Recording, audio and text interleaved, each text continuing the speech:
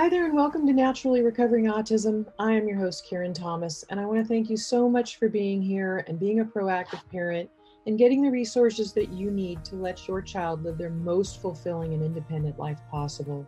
When my own son was diagnosed with autism, I was told to drug him and try behavioral therapies, and there was nothing else that we could do for him but manage his symptoms the rest of his life.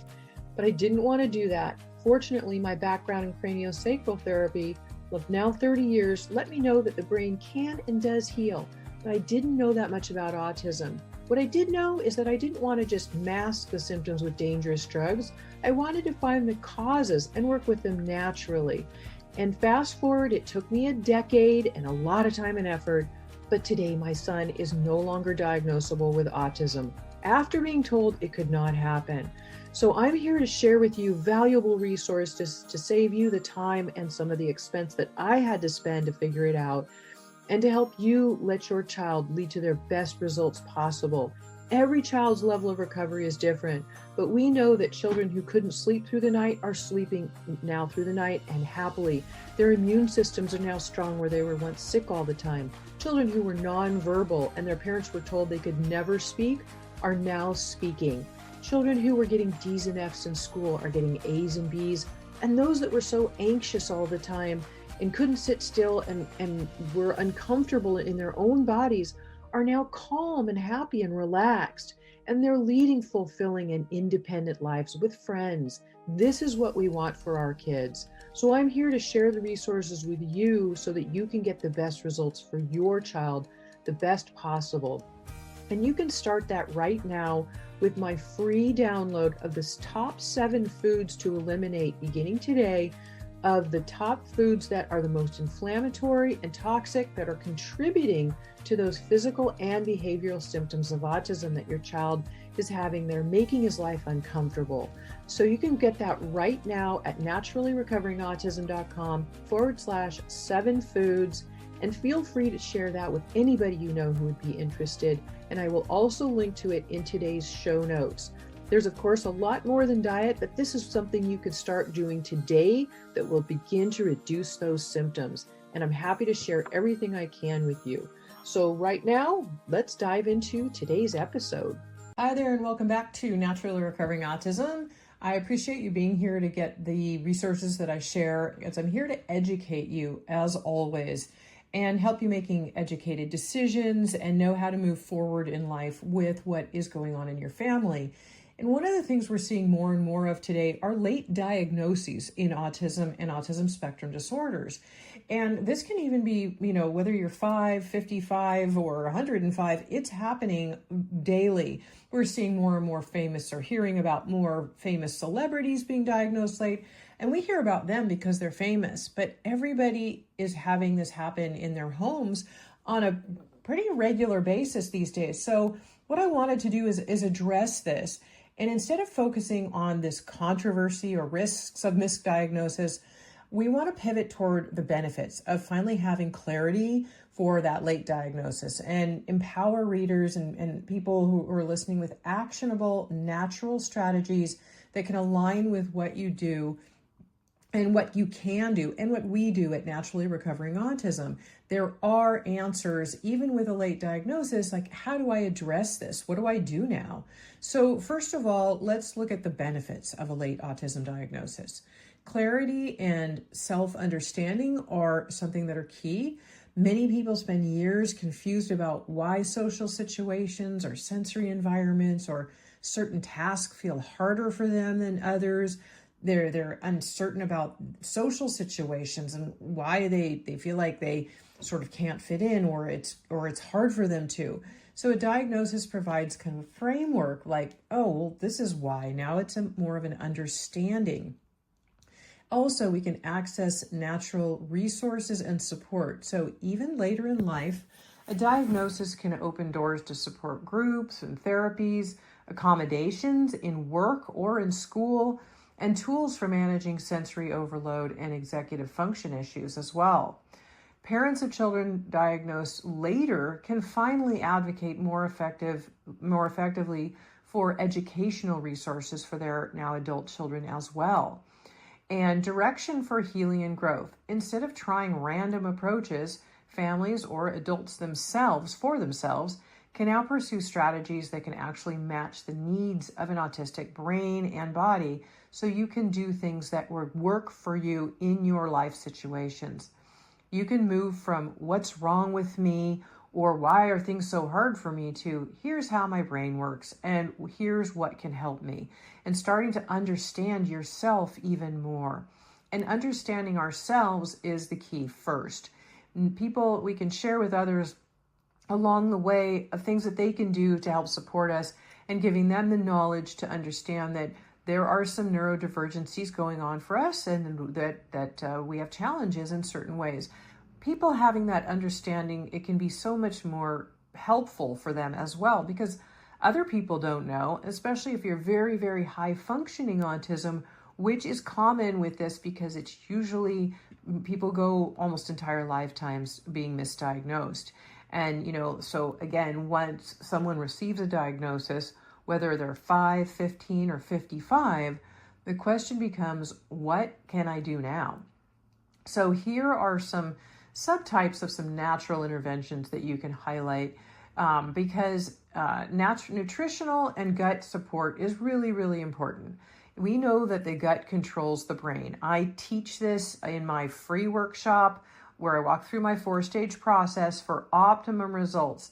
And I will link to that in the show notes. This is episode 229. So all the show notes will be at naturallyrecoveringautism.com/229. So the gut-brain connection is very, very well documented. You can find studies on PubMed.org. You can, it's out there. This isn't hearsay. That's not on trial. We know that there's a huge connection between the gut and the brain. Late diagnosis individuals can realize that these digestive issues or food sensitivities and chronic inflammation that their body and gut are experiencing have been compounding their challenges. And so the gut is inflamed, that inflames the brain and its ability to function properly. Certain approaches, of course, gluten-free, dairy-free, but also there's more to it, of course, with gut healing and anti-inflammatory nutrition. And of course, you can always get my free food guide at autismcheatsheet.com, and I'll link to that in the show notes too. Just kind of the top 7 foods to avoid, because we have to start somewhere.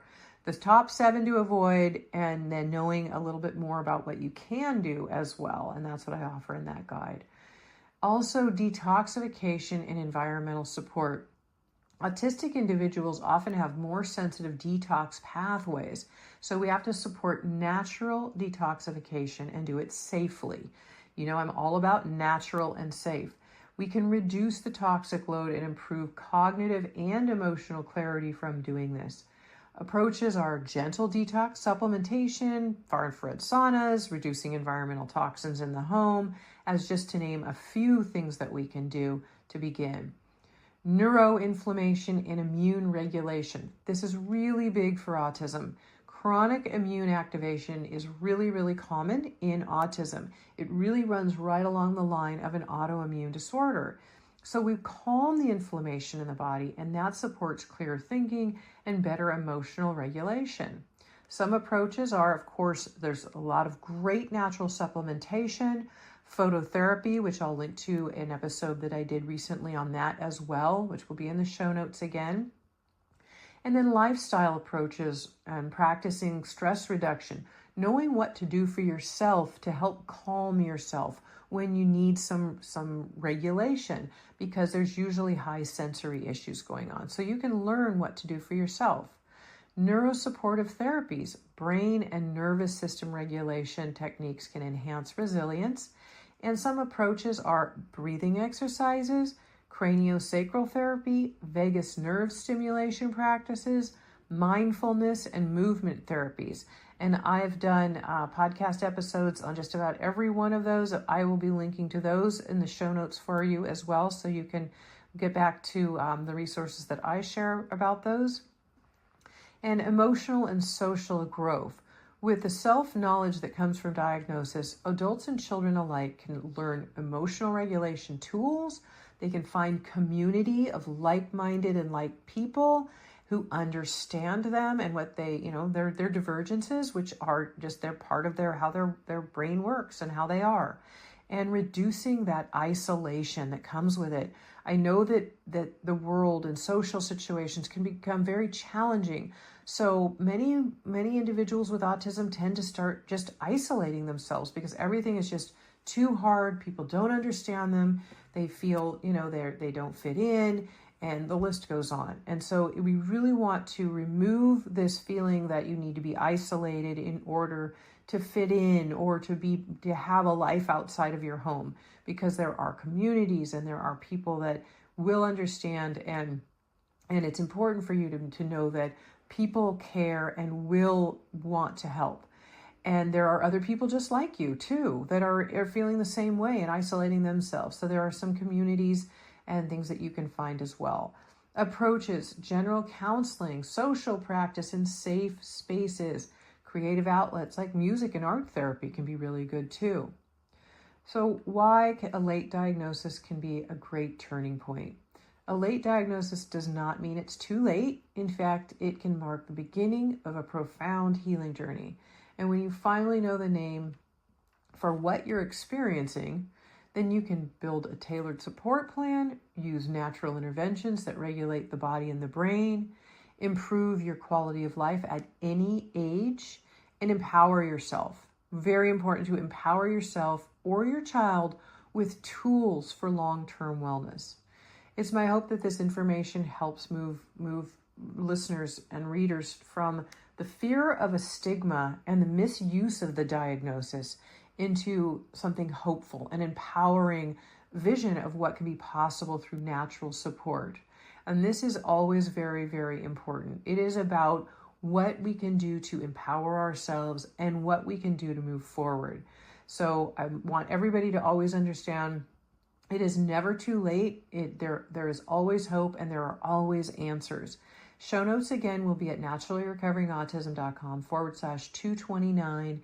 I hope that this has been helpful. If you have somebody in your life that this can benefit, I hope it's been helpful for you. And if you know of others that would benefit, please share it, because there are so many people challenged with this today. And we want to let people know that they are seen, they are heard, and that they can be understood and life can be better. And I'll offer some resources on this post page for you and for them to share as well. So I hope, again, it's been helpful for you. Thank you so much for being here, what you're doing for yourself and for others that you love by sharing these resources with others that I give you. I appreciate that as well, because we're looking to spread the word and help people in our community know that there are answers for them. Natural, safe, and to be understood, and that they are loved.